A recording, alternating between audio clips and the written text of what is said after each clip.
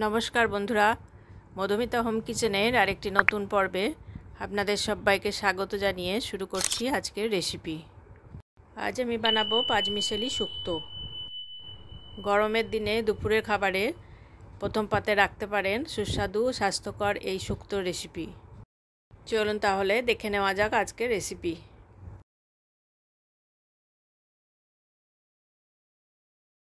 প্রথমেই একটা গুঁড়ো মশলা বানিয়ে নেব। এর জন্য 1 চামচ সরষে শুকনো কড়াইতে কয়েক সেকেন্ড নেড়ে চেড়ে এটা মিক্সিতে দিয়ে গুঁড়ো করে নিচ্ছি। আমি এখানে কি সবজি ব্যবহার করব সেগুলো দেখিয়ে দিচ্ছি। রাঙা আলু, কাঁচকলা, পটল, ডাঁটা, বেগুন, অল্প কিছু বিনস নিয়েছি আর করলা ছোট ছোট পাতলা করে কেটে নিয়েছি। একটা বড় সাইজের আলু পাতলা স্লাইস করে কেটে নিয়েছি। তেল আগে গরম করতে বসিয়ে দিয়েছিলাম। এবার প্রথমে বড়িগুলো ভেজে নেব।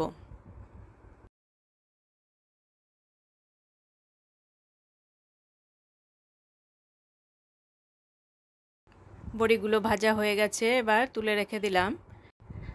আরও কিছুটা তেল অ্যাড করে দিয়েছি। এবার প্রথমে কাঁচা কলাটা ভেজে নিচ্ছি।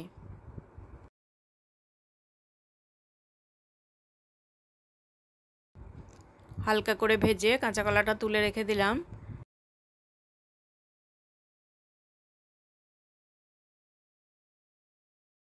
করলাটা দিয়ে দিলাম। এবার সামান্য একটু লবণ আর হলুদ দিয়ে করলা ভেজে তুলে রাখবো।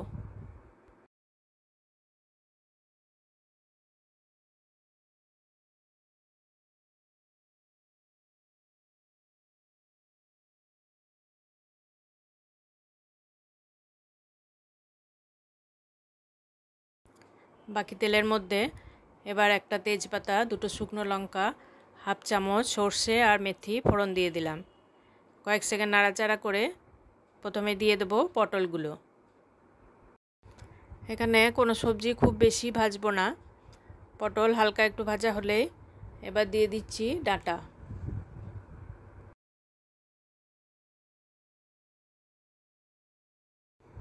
ডাঁটাও হালকা করে ভেজে নিয়েছি।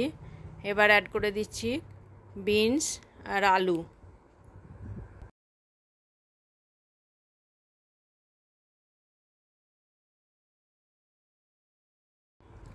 আরও 2 মিনিট ভেজে নিয়ে এবার রাঙা আলুটা দিয়ে দিলাম।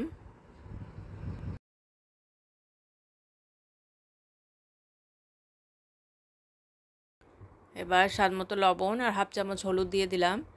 সব সবজি এবার একসাথে কিছুক্ষণ নাড়াচাড়া করে নেব।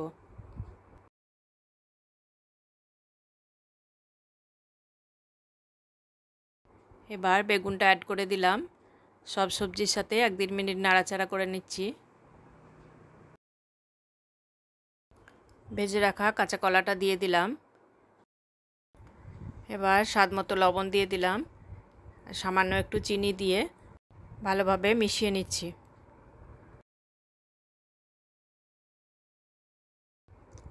2 কাপ মতো জল দিয়ে দিলাম। পোস্ত আর কালো সর্ষে আমি আগে থেকে পেস্ট করে রেখেছিলাম, এবার সেটা দিয়ে দিলাম।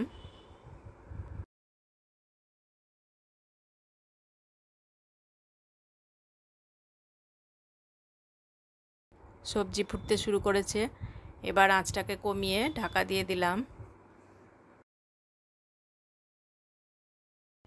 সবজি সিদ্ধ হয়ে এলে এবার ভেজে রাখা বড়িটা দিয়ে দিচ্ছি।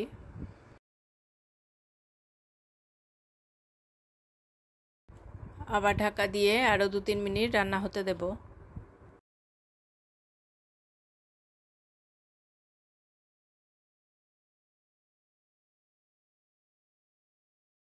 এবার ভেজে রাখা করলাটা দিয়ে দিলাম।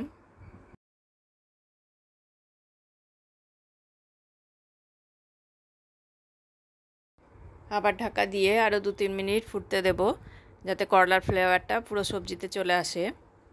সবশেষে 1 চামচ ঘি আর ভেজে রাখা সর্ষে গুঁড়োটা দিয়ে দিলাম। আজকের এই রেসিপি যদি আপনাদের ভালো লাগে অবশ্যই লাইক, কমেন্ট ও বন্ধুদের সাথে শেয়ার করবেন। নতুন একটা রেসিপি নিয়ে দেখা হবে পরের ভিডিওতে। সকলে ভালো থাকবেন, সুস্থ থাকবেন।